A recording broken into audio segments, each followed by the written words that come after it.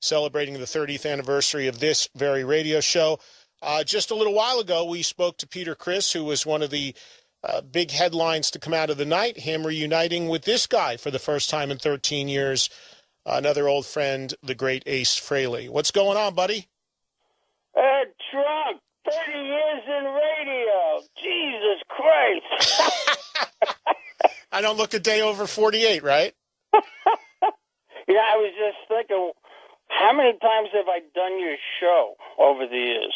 You know, Peter was talking about that earlier because he said that was one of the reasons it was so important for him to do this, which I appreciate. But Peter was talking about when he did my show back around right around 83, because his daughter was at the party and she was 5 at the time and she's like 32 now.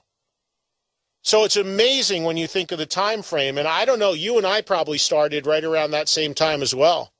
It just seems like it was yesterday you were running me around for interviews, for my first Frehley's Common album. And if you read Ace's book, and you should have, you'll know the story about how I sobered him up with fish sandwiches that's in the book. You're killing me. Well, listen, man, I just want to say on the air as well, I can't thank you enough for being there, and I can't thank you enough for playing. And, you know, Peter talked a lot earlier about how special it was and the magic he felt and how important it was for him to do it, not only for me in this show, but also he seems so happy to have reconnected with you. How was it for you? It was great. It was great. I mean, I hadn't realized that 13 years have gone by since me and Peter played together. Yeah, it is crazy, but I guess that would be about right. 2000 was when you left Kiss. And he stuck around for a couple more years. Yeah, I left. I wasn't fired. Right. Well, that's why I said you left. Oh God. Do you need to tell us what it was like for you going into this, because Peter said to me, you know, he was a little apprehensive because of his book and he didn't know how you were going to feel, and he said it was amazing that you gave him a hug and it was like no time had passed, and you guys spent a lot of time talking, I know, before you even came out and jammed. What was that like? Oh, it was great. I mean, me and Peter have been through so much stuff together, ups, downs, and we were on the merry-go-round together, And, I mean, he threw me under the bus a little in his book, but I mean, what are you going to do? So, I mean, for you, did you feel the energy? I told Peter that I thought that the vibe in the room when you guys both came out together, to me, was very similar to when you first came out together during the Unplugged taping in 95, when you both walked out on stage together. The place, to me, the Hard Rock that night went up with the same sort of energy. Did you feel it was that powerful? It was great. I mean, there was electricity in the air. I mean, I had reconnected with a lot of people I hadn't seen in a long time backstage. I mean, it was just a very special night. Me and Rachel just had a wonderful time. Well, that's everybody had a wonderful time. I mean, from the people that played to the people that were in the room to everybody that was there. And, of course, all the other musicians that were there coming out watching you guys do your thing.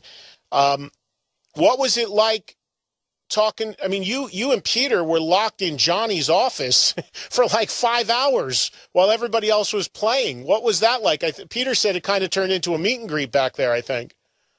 Yeah, I mean, people were coming. We took a lot of photographs with people. Every 5 or 10 minutes, somebody new would walk in, and we'd have to get up and do a photo. But I mean, that's our job. When you're a rock star, you got to do that.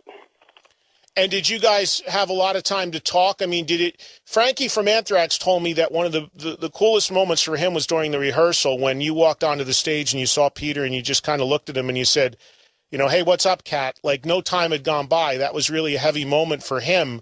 Did it feel like that to you? I mean, did you have to spend some time reconnecting, or is it just picking up where you left off?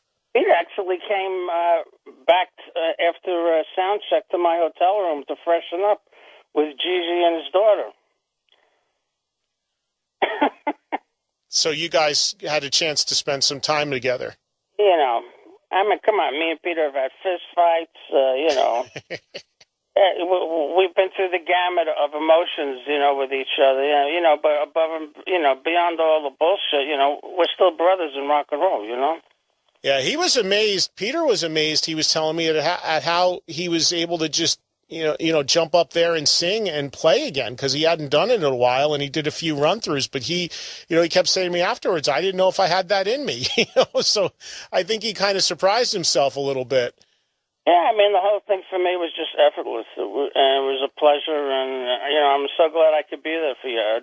Yeah, well, I can't thank you guys enough, man. It was really, really special. And I'll ask you the same question I asked him, Ace. One of the things that came out of this that a lot of fans have said to me is, I know you went out and toured with Peter together. I guess it was about 98, 99 or something like that. You did that Bad Boys tour, but now you guys are obviously in a different place.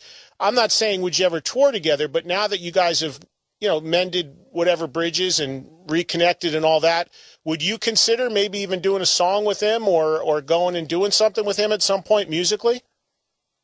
I don't see that happening at this juncture. I'm working on a new CD. I'm working on my second book, and, I'm going in a different direction. Tell me about the record. How far along are you with it? I'm more than halfway through the record. I'm doing a follow-up to No Regrets. I'm going to call it Some Regrets. No, I'm just kidding. Wow, that's a great name. You should do that. Oh, Some Regrets. No.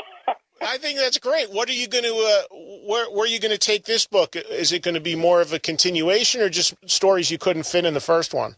I was brain dead for so many years. Now I just celebrated 7 years sober on September 15th. But when I was finishing up the book, it kind of like opened up the floodgates for old stories that I had suppressed, and I wrote down so many ideas that didn't even make it in the book. And since then, that was a couple of years ago when I was finishing up the book. So many new stories have come to light. I've spoken to a lot of old friends and people I toured with, so on and so forth. So, it's like, I got enough for 2 more books, easy. Oh, when I read your book, that was the first thing I thought, too, because I was like, hell, I could write an entire book just on my time with Ace, and that doesn't, that's post the 70s. So, the stories I have, the fish sandwich thing is just one of them. You could easily do 2 more books if you start getting these stories coming back to you like you say they are. God, yeah. When I read Peter's book, it's like, Christ, he opens up the book where he's got a gun in his mouth. When you buy Peter's book on Amazon, you go down to the bottom of the page and it says people who bought this book, bought a stool and a rope, But I loved Peter's book because it was so, he put it all out there like that. He really spoke for, anybody who knows Peter, he speaks from the heart, man. And and I thought that was reflected in his book as well. Yeah, he forgot to say that him and Paul were chronic masturbators too. We used to trade Hustlers and Playboys and Penthouse magazines with each other. Well, you guys can all write. I understand Paul's writing a book too, so you guys can all continue to. It'd be nice if you could communicate more than through the books, though, don't you think? Yeah, well, we do from time to time. Paul. What did Paul say not that long ago in the press that we were never really friends? Yeah, well, they've said a lot of stuff. Do you want to address any of that? I just thought it was hysterical. I lived with the guy for years. We exchanged Christmas presents, and he's telling me he's not my friend. Yeah, well, listen, there's a lot of things that strike me as strange, and I have my theories on it. But, you guys were actually not only just a couple years ago, you told me you actually spent a lot of time talking to him, as a matter of fact, didn't you? Well, we had reconnected on the phone. I remember when Gene was doing his roast, I called Paul and we were talking about, I go, Paul, you going to do it? I called Peter, Paul said it wasn't in his comfort zone. Peter said he didn't want to do it, So, I bowed out gracefully, but, and then, we talked a few other times after that, and I called him when I was in L.A. when I was doing the dime bag thing, the Rock Walk of Fame. Right. But the last couple of years, we really haven't So what do you think is going on here, Ace? Because